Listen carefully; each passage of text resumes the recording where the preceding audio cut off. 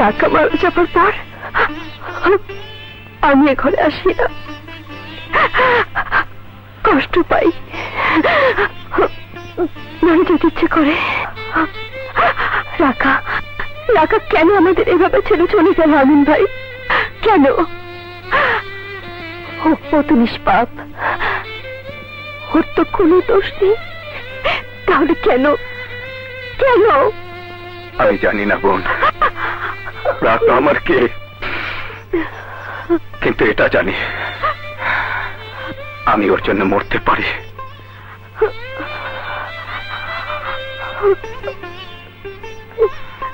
একবার ওকে বাঁচাতে গিয়ে মরতে মরতে বেঁচে গেছি ওর দেয়া এই লকেটটার জন্য।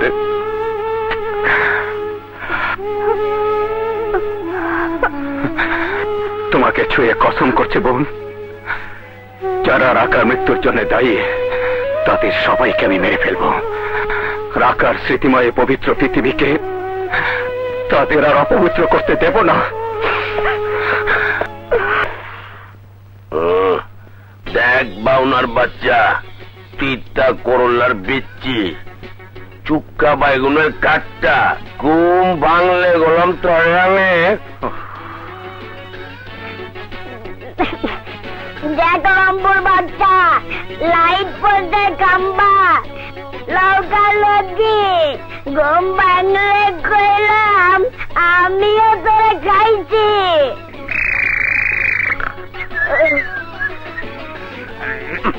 কালা কৌয়ার পো, আমার আরামের ঘুম হারাম করে দিত রে। আমি হাই হাই মিয়া ভাই যাই, মিয়া গুল হয়ে গেছে বুল। বহেন বহেন বহেন, আপনি কি খেদমত করতে পারি কোন? একে আমার চাই। মিয়া ভাই, হালার পুতে যেহানি চাইবা থাকুক, মগর আমাগো রাডারে দরা খাই দিই।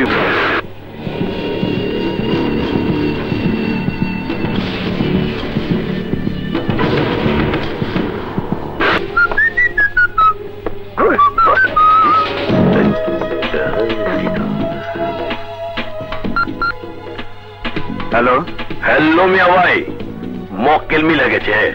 ওর নাম হইল শিবা, হোটেল ড্রিম নামের একটা 2 নম্বরই মেসেজ পার্লারের মালিক। হালায় হারা দিন আকাম কুকাম কইরা রাইতের বেলা নিজের শৈলে মেসেজ করায়। তার বান্দা রুমের নাম্বার হইল 13, মানে আনলাকি 13। রাফি আহমেদ। ঢাকা শহরের অধিকাংশ অপরাধ সংগঠিত হয় তার আঙ্গুলের ইশারায়। পুলিশের লোক হলেও অবৈধ অস্ত্রধারী সন্ত্রাসীরা হচ্ছে তার ব্যক্তিগত দেহরক্ষী। সে এতটাই চতুর যে কখনোই ধরা পড়ে না। তার বিরুদ্ধে দুর্নীতি দমন ব্যুরোয় ফাইলের পর ফাইল জমা পড়ে আছে। রাজনৈতিক ও আমলাতান্ত্রিক ক্ষমতার অপব্যবহারকারী রাফি আহমেদের হাত এতটাই লম্বা যে সে ফাইল এখন সিল গালা লেগে মুখ থুবড়ে পড়ে আছে। সে যত বড় ক্রিমিনালই হোক, নিশ্চয় তার কোনো না কোনো দুর্বলতা আছে। ইয়েস, তার দুর্বল জায়গা আছে। সে মদ পছন্দ করে, তার চাইতে বেশি পছন্দ করে তালের রস, তারি। নারীও পছন্দ করে, কিন্তু তার চাইতে বেশি পছন্দ করে হিজড়া। রাফি আহমেদ, এসিপি রাফি আহমেদ। তুই কি এই জায়গাটা চিনতে পারছিস? এখানে রাকাকে কিডন্যাপ করার পর টাকা লেনদেন হয়েছিল। তো কি হয়েছে? তো কি হয়েছে? কে কিডন্যাপ হয়েছিল, কে টাকা লেনদেন করেছিল, সেই ঝামেলা নিয়ে আমাকে আটকেছিস কেন? আছে আছে, তোকে নিয়েই তো বড় ঝামেলা। তোর মধ্যে যদি রাকার মুক্তিপণের 4 কোটি টাকা মেরে দেওয়ার লোভ না জাগতো, তুই যদি কিডন্যাপারের ভাই জনিকে গুলি করে না মারতিস, তাহলে রাকা মরতো না। মুক্তিপণে 4 কোটি টাকা কোথায় রেখেছিস? কিসের টাকা? কার টাকা? আমি কিছু জানি না। আমি শুধু জানি আপনি ভুল করছেন। পুলিশ বিভাগে কর্মরত একজন উচ্চ পদস্থ কর্মকর্তার সঙ্গে আপনি ফালতু ব্যবহার করছেন। আপনি জানেন না আমি আপনাকে 12টা বাজিয়ে 13টা করে ফেলতে পারি। আমার হাতে এই যে এটা দেখছো, এটা কি জানো? কি এটা? ফিউজ। বোমার ফিউজ। ফিউজের এই ছোট্ট পিনটা তুলে ফেললে বোমা বিস্ফোরিত হয়। হ্যাঁ, তোর শরীরের পিছনে একটা বোমা আটকানো আছে। কি বলছেন? ঠিকই বলছি। আর ওই বোমার ফিউজ হচ্ছে এটা। টাকাগুলো কোথায়?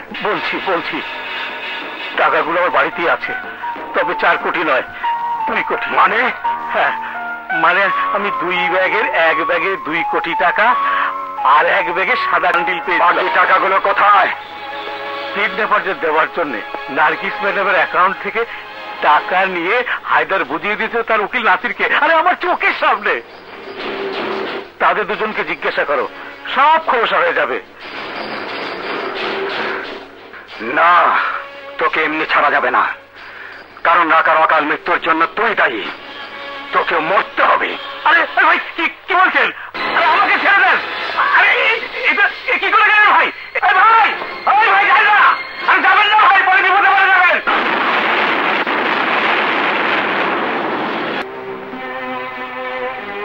কি হয়েছে নাসির? তোমার এই অবস্থা কেন? হোয়াটস রং? মিস্টার হায়দার, উকিল সাহেবের মুখের ভাষা কঠিন সত্যের মুখোমুখি হয়ে স্তব্ধ হয়ে গেছে। আপনার প্রশ্নের উত্তর আমি দিচ্ছি। জীবন চলার পথে 2টো দিক আছে, একটা রাইট সাইড, একটা রং সাইড। মানুষ যখন মনুষ্যত্ব হারিয়ে ফেলে তখন সে রং সাইডে পা দেয়। মিস্টার আমিন, কি বলছেন আপনি? আমি তো কিছুই বুঝতে পারছি না। বোধ শক্তি লোপ পেলে মানুষ সোজা কথা বুঝতে পারে না। আপনার অবস্থাও তাই হয়েছে। হেয়ালি করবেন না, যা বলা সরাসরি বলুন। ধারের টাকা শোধ করার জন্য কিডন্যাপের নাটক সাজিয়ে নিজের মেয়ের জীবন নিয়ে ছিনিমিনি খেললেন কেন? কেন?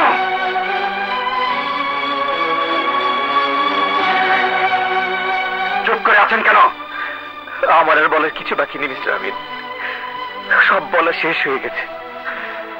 মিনহাজ সাহেবের কাছ থেকে নেয়া 2 কোটি টাকা শোধ করার জন্য আমি খুব টেনশনে পড়ে গিয়েছিলাম। কোথাও থেকে এই টাকা জোগাড় করতে পারিনি। নাসির বলল নার্গিসের কাছ থেকে টাকা নিতে, কিন্তু আমি রাজি হইনি, কারণ এর আগে নার্গিসের কাছ থেকে 3 কোটি টাকা নিয়ে পোল্ট্রি ফার্ম করতে গিয়ে মার খেয়েছি।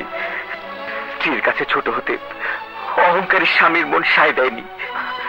তখন নাসির বুদ্ধি দিল তার বড় ভাই সানি একজন নামকরা গ্যাং লিডার, তার মাধ্যমে রাকাকে কিডন্যাপ করিয়ে মুক্তিপণের টাকার অর্ধেক কিডন্যাপারদের আর বাকি অর্ধেক মিনহাজ সাহেবকে পরিশোধ করে দেব।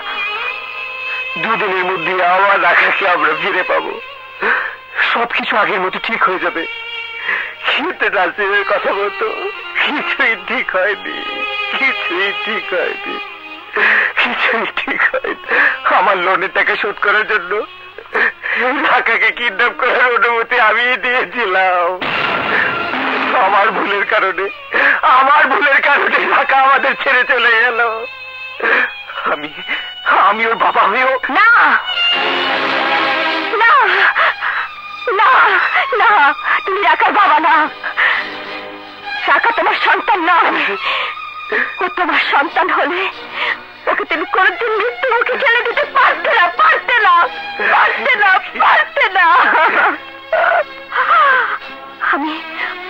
আমি ওকে পেটে না ধরে ওর মা হতে পেরেছিলাম, কিন্তু তুমি ওর বাবা হতে পারোনি। আমি কোনদিন মা হতে পারবো না বলে আল্লাহ বান্দরবনের পথের ধুলায় ওকে আমায় দান করে মা হবার স্বাদ পূর্ণ করেছিলেন। রাকা তোমার নিজের সন্তান নয়? না, আজ থেকে 7 বছর আগে রাকাকে আমরা বান্দরবনের পাহাড়ি রাস্তায় রক্তাক্ত অবস্থায় কুড়িয়ে পেয়েছিলাম। তারিখটা আজও আমার মনে আছে, ডিসেম্বরের 7। বান্দরবান ডিসেম্বরের 7? ওই দিন আমি আমার মা, বাবা, স্ত্রীকে হারিয়েছিলাম। ওদের সবার লাশ খুঁজে পেলে আমি আমার একমাত্র মেয়ে সখীর লাশ খুঁজে পাইনি। বলো বোন, তুমি সব খুলে বলো। সেদিন আমি আর হায়দার বান্দরবন থেকে গাড়ি করে ঢাকায় ফিরছিলাম। ম্যাডাম, এই বাচ্চাটা রাস্তায় পড়েছিল। কই দেখি কি হয়েছে? দাও আমাকে। পথ বন্ধ করে গাড়ি রেখেছো কেন? নার্গিস, বাচ্চাটার মাথায় আঘাত পেয়েছে, কেটে গিয়ে সারা শরীর দিয়ে রক্ত বেরোচ্ছে। ওকে ডাক্তার দেখানো দরকার। গাড়িতে উঠো, জলদি চলো। আমরা দ্রুত কক্সবাজারে পৌঁছে বাচ্চাটাকে একটা ক্লিনিকে ভর্তি করাই। 7 দিন এসে সুস্থ হচ্ছে। এর মধ্যে কেউ খোঁজ না নিয়ে ওকে নিয়ে আমরা ঢাকায় ফিরে আসি। নাম রাখি রাকা। বোন, তোমার রাকাই আমার একমাত্র মেয়ে সখী। যখন ওকে হারিয়েছিলাম, এই দেখো তখনকার ছবি।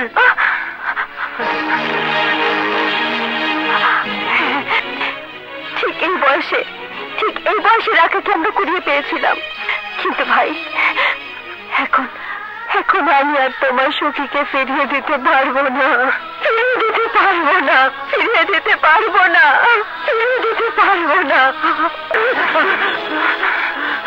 তোকে আমি ক্ষমা করে দিতে পারি যদি তুই তোর ভাই সানি কোথায় আছে আমাকে জানাস। মোবাইল কোথায়?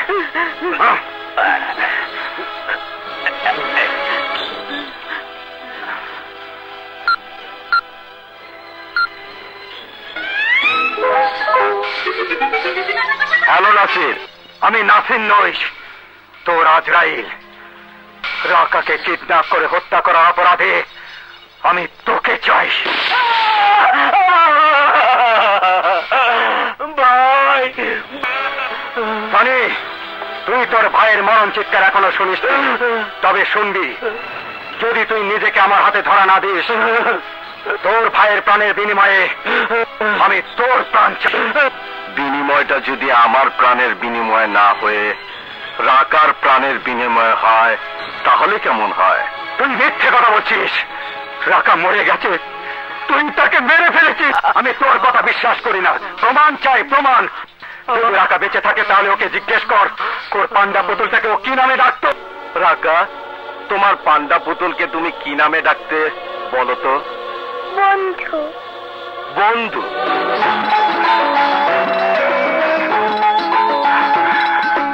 এখন তো তুই নিশ্চয় বিশ্বাস করেছিস রাকা বেঁচে আছে, তাই শুধু আমার ভাইয়ের প্রাণের বিনিময়ে রাকার জীবন ফিরিয়ে দেব না। তোর জীবনটা আমার চাই। চিমনি বিনিময় কোন জায়গায় হবে বল? এখন থেকে ঠিক 2 ঘন্টা পর রিভার হার্ট ডকইয়ার্ডে আমাদের দেখা হবে। হ্যালো, আমিন বলছি। রাকা বেঁচে আছে বোন। রাকা? কি? আমার রাকা বেঁচে আছে ভাই? হ্যাঁ, বেঁচে আছে। এখন থেকে 2 ঘন্টার মধ্যে রিভার হার্ট ডকইয়ার্ডে চলে এসো, সেখানে দেখা হবে। ফুল টাকার ব্যাগটা নিয়ে নার্গিস ম্যাডামের গাড়িতে তুলে দাও। ব্যাগের ভিতর 2 কোটি আছে, যে টাকা এসিপি রাফি মেরে দিয়েছিল আমি ফিরিয়ে এনেছি। আমি এখন উকিলকে নিয়ে যাব। মন দিয়ে সবাই শুনুন, টাকাকে ফিরে পাওয়ার পর এখানে 1 মুহূর্ত দেরি করবেন না, স্থান ত্যাগ করবেন। কিন্তু আপনি? আমরা আপনাকে একা ফেলে যাব না। আমার জন্য সময় নষ্ট করবেন না। যদি বেঁচে থাকি আবার দেখা হবে।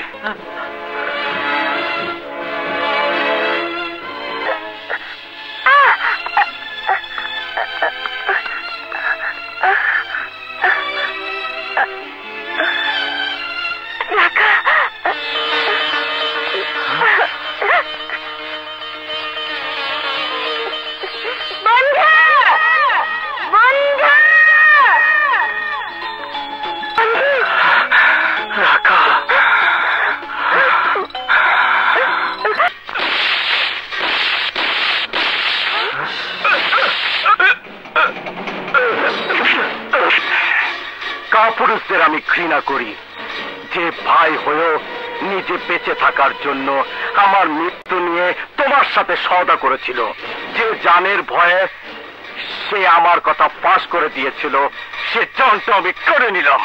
মিস্টার আমিন মোহাম্মদ, গ্যাং লিডার হিসাবে এতদিন পর্দার অন্তরালেই ছিলাম। সরাসরি কোনো অ্যাকশনে আমাকে কেউ কখনো দেখেনি।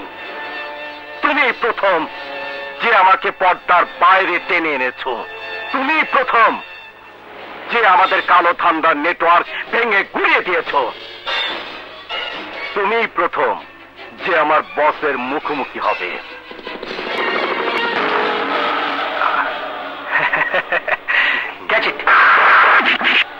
আমি কোনোদিন কল্পনাও করিনি শফিক তোমার জীবনের এই পরিণতি দেখব।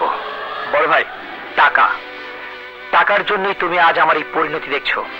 শফিক, একটা কথা জানতে ইচ্ছে করছে, এসবের মধ্যে তুমি আমাকে জড়ালে কেন? রাকা কিডন্যাপ নাটকের বিশ্বাসযোগ্যতা আনার জন্য তোমার মতো সৎ সাহসী মানুষ আমি আর দ্বিতীয়টি খুঁজে পাইনি, তাই তোমাকে জড়িয়েছি। সবকিছুই ঠিক ছিল, মাঝখানে এসিপি রাফি ইন করে সব তালগোল পাকিয়ে ফেলেছে। সে যাই হোক বড় ভাই, তোমাকে তো আমি রাকা কিডন্যাপের ঝামেলা থেকে মুক্ত করে সরিয়ে দিয়েছিলাম। কেন তুমি আবার ফিরে এলে? কেন তুমি মৃত্যুর মুখোমুখি হলে? শফিক, যদি আমি মৃত্যুর মুখোমুখি না হতাম তাহলে আমি আমার হারিয়ে যাওয়া সন্তান সখীকে খুঁজে পেতাম না। রাখাই আমার হারিয়ে যাওয়া সখী। যাক, মরার আগে তুমি অন্তত তোমার হারিয়ে যাওয়া সন্তানকে খুঁজে পেয়েছো, এটাই তোমার বড় সান্ত্বনা। আমি তো কোনো সান্ত্বনা পেলাম না। রাকা কিডন্যাপ কেসে আমার দুটো ভাইকে হারালাম, চাইলাম টাকা, পেলাম ভাইদের লাশ। বলো বলো, তুমি কি চাও? স্পষ্ট করে বলো। আমি চাই রাকা কিডন্যাপ কেসে সব সাক্ষী প্রমাণ হত্যা করে আজ এখানেই এই নদীর পানিতে ডুবিয়ে দেব। রাকার মুক্তিপণের যে 2 কোটি টাকা এসপি রাফি মেরে দিয়েছিল তা এখন ওই গাড়িতেই আছে। That's good.